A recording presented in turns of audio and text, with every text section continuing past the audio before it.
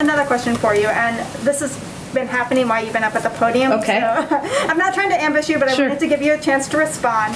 Senator Ted Cruz is speaking at CPAC, and you came up.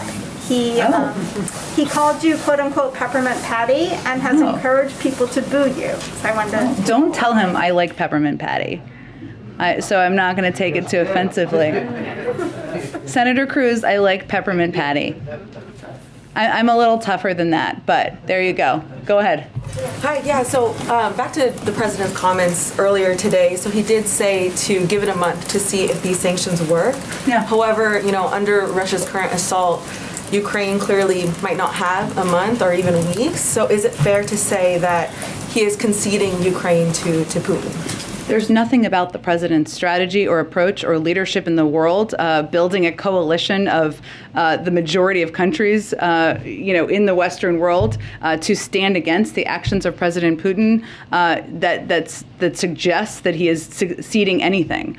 You saw him lay out a set of historic sanctions today that will maximize pain on Russia. Yes, as we've conveyed, they're meant to have a squeeze over the course of time, but we're already seeing an impact on the financial markets, on the currency, on inflation in Russia, and there are unfortunately the Russian people are going to feel the pain of that.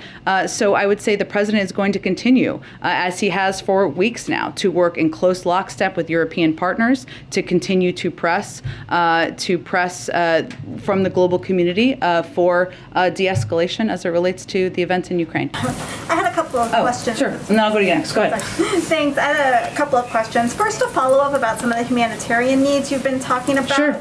You've talked about how much money and supplies are going to be going, but how are you going to ensure that those supplies get to the Ukraine? Yeah. Is there going to be some sort of airdrop? And would the president consider putting U.S. boots on the ground for humanitarian needs to make sure they get to the people that need them? Well, we do have, fortunately or unfortunately, a fair amount of experience on providing humanitarian assistance in conflict zones, and we typically work, and USAID specifically has a great deal of experience with that, working with trusted third-party entities, obviously the government, which remains in power.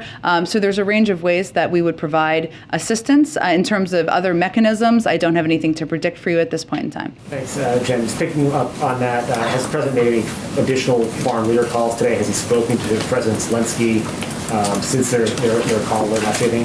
There's not been another call to President Zelensky. I expect, as you have seen over the past several days, he will continue to have calls with leaders. We will keep you abreast as those happen. And with the U.S. government saying that it believes that the Russian objective right now is to decapitate the Ukrainian government, does the U.S. believe that President Zelensky at this moment is safe?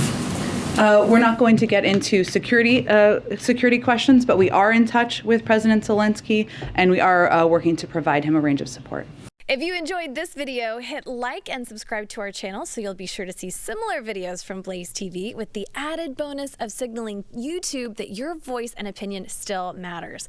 And if you're looking for more great conservative content, check out one of the 2 videos suggested here.